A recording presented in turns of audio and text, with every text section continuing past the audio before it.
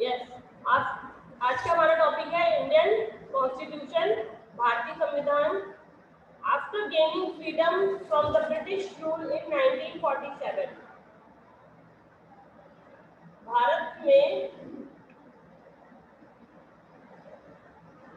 After gaining the freedom from British rule, British से स्वतंत्रता प्राप्त करने के बाद 1947 में the newly independent country needed a clearly defined set of laws and rule.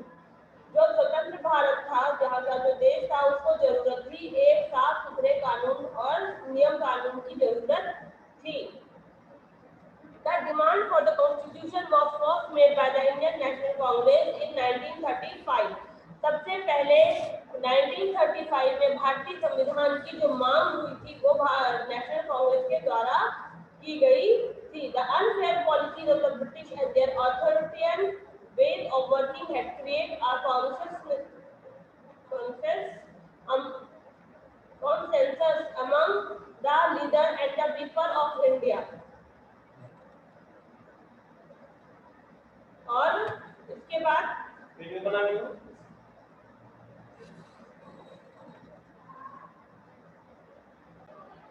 हाँ, तो हम बात कर रहे थे अथॉरिटियन और कॉन्सेस की। अथॉरिटियन होता है तानाशाही कह सकते हो, ठीक है। तानाशाही हो सकती है या साम्राज्यवाद या वो जबरदस्ती का जो कानून है उन्होंने हमारे ऊपर कब्जा किया था। फेवरिंग और enforcing strict obedience of authority at the expense of personal freedom. अपनी स्वतंत्रता के लिए दूसरों पर जबरदस्ती उन्हें अपना ओबीडियंस बनाना, अपना आज्ञाकारी बनाना, ठीक है। और कॉन्सेंसस होता है जनरल और वाइड स्प्रेड एग्रीमेंट, ठीक है। तो अनफेयर पॉलिसी थी जो ब्रिटिश की, उस कारण से जो अनैतिक नियम थे उनके, उस वजह से उन्होंने अपनी अथॉरिटियन जो वे था उनका, साम्राज्यवाद का, उनके जो तानाशाही का काम करने का तरीका था, उससे उन्होंने पूरे उसमें ये जो कानून बनने की प्रक्रिया थी इस पर रोक लगा दी थी। यानी भारतीय संविधान नहीं बनने दिया, वो अपने कानून बनाते थे। अमंग द लीडर्स, सभी के बीच में, लीडर्स और लोगों के बीच में, they were certain that an independent India would be fair to all its people and that they would have to say in making the policies that would govern them। और इस बात को निश्चित किया गया कि जब भारत स्वतंत्र होगा या जब भारत स्वतंत्र हुआ, इस बात को निश्चित किया गया कि अब सभी के लिए सब कुछ समान होगा, सभी के लिए India would be fair to all its people. Bharat सभी व्यक्तियों के लिए समान होगा and that they would have to say in making the policies, और वो उन पॉलिसीज के लिए जो भी नियम बनेंगे उनके लिए वो हाँ कहेंगे, and that they would govern them, और वो भारत को चलाएंगे। यानी कि लोकतंत्र जिसको हमने कहा, ये उसकी बात यहाँ पर कही गई। In 1946, the cabinet mission from the United Kingdom was sent to India to plan the transfer of the powers from the British government to the Indian leader। 1946 में कैबिनेट मिशन को भारत भेजा गया यूके से कि वो भारत को वहाँ का जो पावर है, वहाँ की जो अटॉर्नी है, वो वापस करे जाकर ब्रिटिश गवर्नमेंट से लेकर भारतीय नेताओं को दे। On 19 December 1946, the Constitutional Assembly was formed, और 9 दिसंबर 1946 को आपकी संविधान सभा का गठन किया गया था। This Constitution of India was drafted by the Constituent Assembly, और ये जो संविधान सभा का गठन किया गया था, इसी के द्वारा आपका संविधान लिखा गया। ड्राफ्टेड किया था इसको भीमराव अम्बेडकर ने, यानी लिखा गया जो नियम कानून और जो भी कुछ है उसका सारा कुछ वो उन्होंने लिखा था। 5 या 6 मेंबर्स की असेंबली थी, जिसमें राजेंद्र प्रसाद थे, जवाहरलाल नेहरू थे, भीमराव अम्बेडकर थे, और एक दो लोगों के नाम मुझे एट दैट टाइम नहीं याद आ रहे हैं। वो संविधान सभा के ये असेंबली के मेंबर्स थे जिन्होंने मिलकर इसको ड्राफ्ट किया था। एक बुक है जिसको लिखा गया था, जिसमें सभी से संबंधित नियम डाले गए थे। द कॉन्स्टिट्यूएंट असेंबली, यहाँ पर आपको बताया जाएगा उनके नाम। The constituent assembly had around 300 members who undertook the challenge task writing the constitution for India in 1946. Dr. Bhimrao Ambedkar was the chairman of the drafting committee. जिन्होंने इस टास्क को करने का चैलेंज दिया था कि वो संविधान लिखेंगे 1946 में भारत के लिए, इसलिए भीमराव अंबेडकर इसके चेयरमैन थे, यानी मेन पर्सन जो थे वो भीमराव अंबेडकर थे। He also known as the father of India, उन्हें इसीलिए भारत का पिता भी कहा, भारतीय संविधान का पिता भी कहा जाता है। The Constitution of India was adopted by the Constituent Assembly in 1949 और 46 में इसको लिखना शुरू किया, 49 में इसे कॉन्स्टिट्यूएंट असेंबली ने अपनाया। ठीक है, जब हम कुछ नियम बनाते हैं तो सबसे पहले हम फॉलो करते हैं अपने ऊपर, तो इसको अपनाया गया 1949 में। उसके बाद 26 जनवरी 1950 में ये पूरे देश पर लागू किया गया। The Constitution declared India as a sovereign, socialist, secular, democratic republic and assured justice, equality and freedom to all the Indian citizens. भारतीय संविधान को यह घोषित किया गया कि जो यह संविधान है यह संप्रभुता युक्त होगा, सामाजिक होगा, धर्मनिरपेक्ष होगा और लोकतंत्र होगा, गणतांत्रिक होगा, इस बात को निश्चित किया गया। और इसके अलावा ये न्यायपूर्ण होगा, यानी जस्टिस होगा, इसमें सभी के लिए समानता होगी और सभी भारतीयों को इसमें स्वतंत्रता दी जाएगी। ओके, अब इसके बाद चैलेंजेस थे जो आपको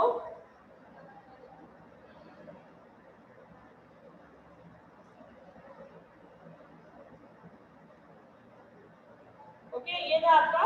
उसके बाद चैलेंजेस थे जो भारतीय जो संविधान सभा थी उसने फेस किए, वो क्या थे? The Congress won the majority seats in the election for the constituent assembly. Congress ने इलेक्शन हुए थे उसमें constituent assembly in the election for the constituent assembly, यानी जो संविधान सभा का जो चुनाव हुआ था उसमें सबसे ज्यादा सीटें कांग्रेस को मिली थी। The Muslim league which won the lesser number of seats started the demand for the separate constituent assembly for the Muslims in India. तो जो मुस्लिम लीग थी जिसके हेड थे अली जिन्ना, नहीं मुस्लिम लीग जो थी उसके जो कुछ ही मेंबर जीते थे, तो उन्होंने अलग डिमांड शुरू की थी कि उन्हें एक अलग संविधान चाहिए मुस्लिम जो है भारत के, उनके लिए। During this time communal riots broke out the different parts of the country, और उसी समय पूरे देश में जगह जगह हिंदू मुस्लिम दंगे होना शुरू हुए थे, हिंसा भड़क गई थी। And finally resulted in the formation of two separate country, India and Pakistan, और उसी समय पर इंडिया और पाकिस्तान का गठन किया गया। ये यहाँ पर ये 1945 का चैलेंज बताया गया है, क्योंकि पाकिस्तान का जो गठन हुआ था 1945 14 अगस्त 1945 जब आपका देश आजाद हुआ है, तो 15 अगस्त 1947 को, तब 47 में तब ये हुआ था। और आपको इसको 46 में कॉन्स्टिट्यूएंट असेंबली का गठन किया गया था, यानी कि जब कॉन्स्टिट्यूएंट असेंबली बनी है तो असेंबली सबसे ज्यादा वोट जीतकर आई, जिसमें कांग्रेस जीती और मुस्लिम लीग कम वोट जीती थी। फिर जगह जगह दंगे होना शुरू हुए अलग देश के लिए, अलग संविधान के लिए, और तब 14 अगस्त 1947 में दो देशों का निर्माण किया गया, भारत और Pakistan. Okay, at the time of independence, और जब भारत आजाद हुआ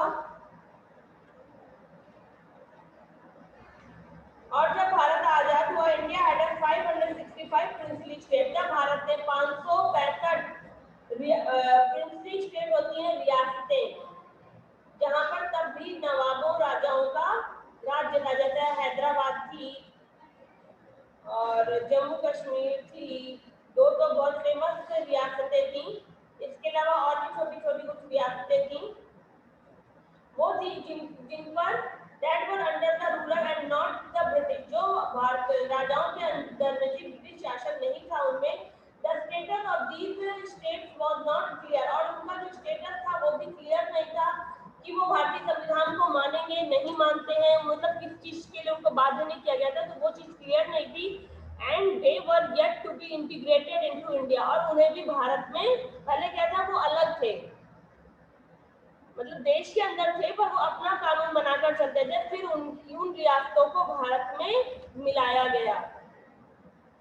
आज भी हैदराबाद को रियासत में लिया जाता है, आज भी वहां पर उसको हैदराबाद रियासत ही कहा जाता है। सबसे लास्ट में हैदराबाद और जम्मू कश्मीर को ही सरदार वल्लभ भाई पटेल ने मिलाया था।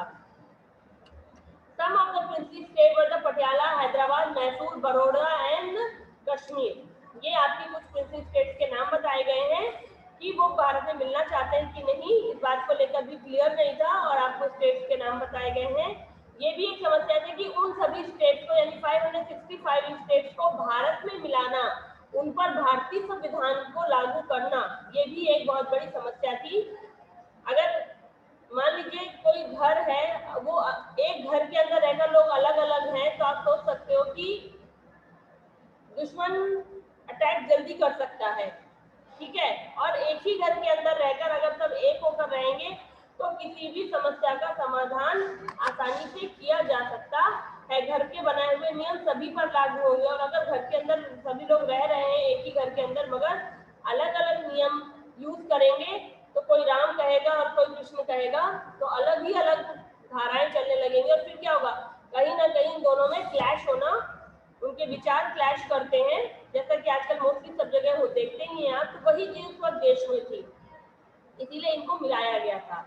India was a diverse community who speak different languages. Bharat एक विभिन्नता का देश है, विभिन्न समुदायों का देश है, जहाँ पर डिफरेंट टाइप ऑफ लैंग्वेजेस बोली जाती हैं।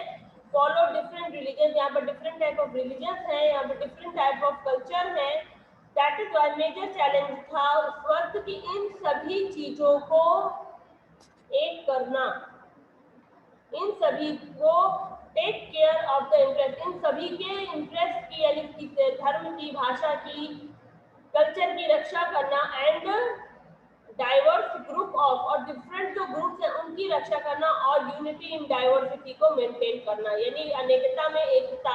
अलग अलग होते हुए भी हम क्या कहे जाते हैं, हमारी नेशनलिटी क्या है, इंडियन है, हम क्या है वो मायने नहीं रखता।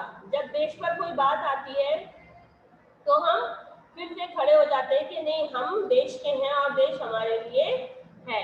There were concern for socio economic reforms, और उस वक्त इस बात को ध्यान देना सबसे ज्यादा जरूरी था, क्योंकि भारत पाकिस्तान जब अलग हुए तो देश की जो अर्थव्यवस्था थी वो पूरी तरह से चरमरा गई थी। जब देश अलग हुआ तो बहुत कम जगह ये फैक्ट आपको पढ़ने को मिलेगा, वैसे ये फैक्ट रियल है कि नया देश बना था, जब कोई घर से अलग होता है तो क्या करते हैं, उसको सारी व्यवस्था करके देते हैं ना, और उसके बाद जो पर्सन अलग होता है वो कहता है हमें किया ही क्या था, फिर वो दुश्मनी निभाता है। तो वही चीज यहाँ थी, उसको खाना पीना उसकी सारी व्यवस्था करवाई गई, और उसके बाद आज क्या कर रहा है वो सब देखते हैं। तो वो भी था कि और खुद को स्टेबल करना, उसको सब कुछ दिया गया, कितने लाख करोड़ रुपए दिए गए, स्टेबल किया गया, खाने पीने के वहां के लोगों की अरेंजमेंट करवाई गई कि स्टेबल हो जाए, नया देश बन रहा है। बट जो अब हो रहा है वो आप सब देख रहे हो, और खुद फिर स्टेबल होना था। तो सबसे बड़ा कंसर्न था कि हम सामाजिक और आर्थिक तौर पर खुद में सुधार ला सके, and in eradication of poverty, और हम जो गरीबी आई है जो उस देश से हमारे यहाँ मतलब पाकिस्तान से जो हिंदू यहाँ आए थे, उन ऑब्वियसली बात है जब हमारे पास भी कोई आया है तो हम भी खुद स्टेबल हो, हमारे देश के सभी लोगों को खाना मिले। आप जैसे मैंने एग्जांपल दिया आपको एक घर का कि आप दूसरे को व्यवस्था कर कर दोगे खाने की, तो सबसे पहले ये भी तो सोचोगे कि हमारे घर में मेहमान आ रहा है या हमारे घर में हम जो पर्सन है उन्हें भी खाने को मिलना चाहिए, फिर आप अपने लिए भी कुछ करने की कोशिश करोगे। तो फिर उसके लिए गरीबी दूर करने का प्रयत्न किया गया।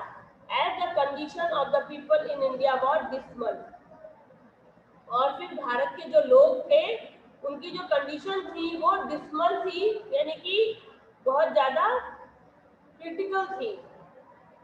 उसी वक्त महामारी प्लेग फैल गया था, हैजा या कॉलरा की बीमारी उसी वक्त फैली थी, बहुत सारी मौतें हुई। मतलब कहते हैं ना कि जब एक कहावत है हिंदी में, सर मुड़ाते ही ओले पड़े, वही हाल हुआ था कि और कंगाली में आटा गीला। उनको उन्होंने दूसरे उसको हेल्प करी, पाकिस्तान की हेल्प करी उसको स्टेबल होने में, और खुद भारत को बहुत उस वक्त का चैलेंज जो था वो बहुत टफ था, बहुत उन्होंने फेस किया गवर्नमेंट ने। बीमारी फैल गई थी, लोगों के पास घर नहीं थे, खाने को नहीं था, बहुत सारे ऐसे चैलेंजेस थे, अकाल भी पड़ गया था उसी वक्त, सूखा पड़ा था, तो बहुत सारे ऐसे चैलेंजेस थे जिनको उस वक्त इंडिया ने फेस किया। तो और आज भी कुछ ऐसे चैलेंजेस हैं जिनको अभी हम फेस कर रहे हैं। तो ये चैलेंजेस आपके कॉन्स्टिट्यूशन ने असेंबली जो थी उसने फेस किए थे जब कॉन्स्टिट्यूशन बनने की बात आई थी। द कॉन्स्टिट्यूशन ऑफ इंडिया, अब आपको बताया जाएगा भारतीय संविधान। The constitution of India originally had 395 article, 395 article हैं, ठीक है। आर्टिकल जिनको आप हिंदी में सुनते हो धाराएं, ठीक है। आर्टिकल कहते हैं ना धारा 302, तो वो आर्टिकल होते हैं। तो 395 आर्टिकल हैं, 22 पार्ट्स हैं, 8 शेड्यूल हैं, 22 भागों में डिवाइड किया गया है और इसके 8 शेड्यूल्स हैं। Now the number of the schedules is 12, अब नंबर बढ़ा दिए गए हैं। आई थिंक शेड्यूल यहाँ पर संशोधन को कहते हैं, मुझे ध्यान नहीं आ रहा शेड्यूल के लिए, और 12 हो गए हैं। आफ्टर वेरियस अमेंडमेंट, अमेंडमेंट माने संशोधन होता है। शेड्यूल के लिए देखिएगा what is the meaning of schedule in constitution, आप लोग इसको सर्च कीजिएगा, पढ़िएगा, ठीक है। तो 8 शेड्यूल थे जो अब 12 हो गए हैं, 12 हो गए हैं, और उसके बाद इसमें वेरियस अमेंडमेंट्स किए गए हैं, संशोधन किए गए हैं, added them as and when changes were made, जब इसमें कुछ चेंजेस किए गए तो उनको उसमें ऐड किया गया, जैसे तरह तरह के संशोधन हुए हैं उनको उनमें ऐड कर दिया गया है। It was the lengthiest constitution in the world and cover all aspects of governance and administration in the detail. ये दुनिया का सबसे लंबा संविधान है, दुनिया का सबसे लंबा संविधान है, और इसमें शासन करने के, शासन और प्रशासन करने के हर नजरिए से उसमें बात लिखी गई है। ओवर 100 अमेंडमेंट, 100 संशोधन, over 100 amendments have been made to the Indian Constitution as the 2019. 100 संशोधन मतलब जो है वो 2019 तक किए गए हैं भारतीय संविधान में, यानी 100 संशोधन हो चुके हैं। यानी जो आपके नियम, जो कानून है आपके, उनमें 100 संशोधन हो चुके हैं। 100वां संशोधन 2019 में हुआ था। ओके, फिर है इम्पोर्टेंस ऑफ कॉन्स्टिट्यूशन। इम्पोर्टेंस क्या है इसका? एक इम्पोर्टेंट डॉक्यूमेंट है जिससे बेसिक रूल्स है, लॉज है विच गवर्न द कंट्री, जो कंट्री को गवर्न करने के लिए है। The deal which the country aspire to achieve are also laid out into constitution, और जो आइडियल्स हैं, जो विचार हैं अच्छे, उसको भी इसमें लिया गया है। This is done so that the basic character of the country is defined, और ये भारत को बेसिक जो कैरेक्टर है भारत का वहां से डिफाइन करता है। The constitution also benefit the nature, जिसने भारत के प्रकृति जो है उसको भी बेनिफिट पहुंचाया है, यानी प्रकृति से रिलेटेड भी इसमें नियम और कानून है, और कंट्री के पॉलिटिकल सिस्टम के लिए भी है। Define the nature of the, अच्छा, भारत के पॉलिटिकल सिस्टम जो होगा, भारत की जो राजनीति होगी उसकी प्रकृति को भी बताया है। It was a crucial time for India when the British rule ended and country was truly independent of any external control. और वो भारत के लिए बहुत कठिन समय था जब यहाँ पर ब्रिटिश रूल का एंड हुआ और कंट्री पूरी तरह से किसी बाहरी तत्व से फ्री हुई थी, किसी बाहरी शासन से फ्री हुई थी।